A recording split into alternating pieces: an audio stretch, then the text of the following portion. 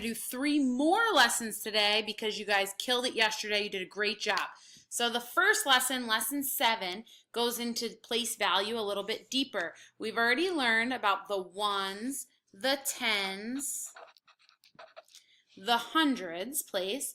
Now we're going to add to that and we're going to learn about the thousands, the good 10,000s, and the 100,000s. Notice that a comma is right here to separate the thousands from the ones. So that's really important. There's also going to eventually be a comma here, and it goes on to the millions and the billions.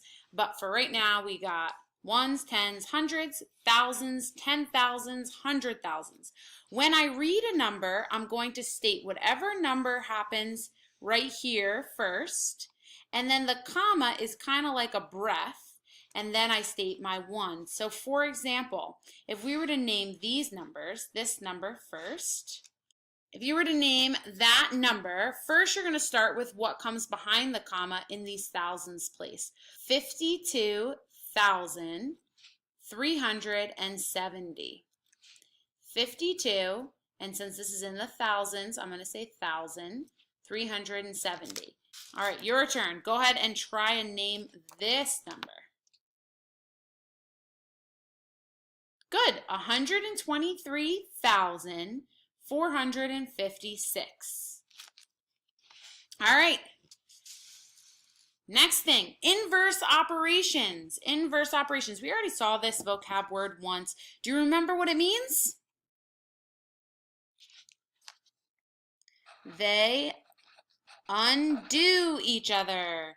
They undo each other. So addition and subtraction are inverses. They're inverse operations. An example is 5 plus 3 equals 8. There's addition. And now they're part of the same family. Watch this. 8 minus 3 equals 5. So we call that a part of the same fact family, and it tells us that addition and subtraction are inverses. All right, here's what we need to know. To subtract, line up the right side, just like in addition. Then you subtract the ones column. You're going to start right here. If you need more ones, borrow from the tens. So let's do this problem together, okay? So 4 minus 8. Oh, I don't have enough ones. I'm going to borrow from here. Right now there's 2 tens. I'm going to leave 1 10 there, and I'm going to take 10 tens and put a little 1 there. So now I added 10 tens, and I have 14 tens.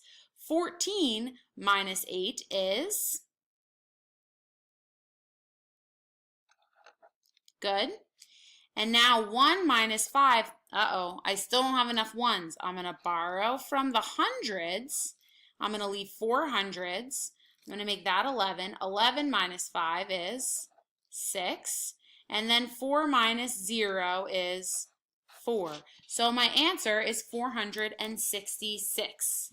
Let me show you one more tricky thing that sometimes can happen when we're subtracting. Okay, sometimes I might have where there are 2 zeros lined up, or maybe even more than 2 zeros. And I want to show you a little trick so it doesn't get confusing. So 0 minus 3, can't do that. I'm going to need to borrow. If I borrowed from this 0, well, I wouldn't be able to get anything, so I'd have to come all the way to the 6. Instead of crossing them out, we can do it just like this, okay? So I'm going to borrow from the hundreds. I've got a whole 100 that I've taken here. So 100 would come over to the tens, and I would have 10 tens, but I'm going to borrow one of them, so there's only going to be 9 left there, and I'm going to bring my 110 over. Shouldn't have drawn a line through that circle. And so now I have 10 over here. 10 minus 3 is 7. 9 minus 2 is 7. 5 minus 1 is 4. There we go. Now you really have learned 3 lessons in under 5 minutes. Can you believe it? I can. Let's get to work.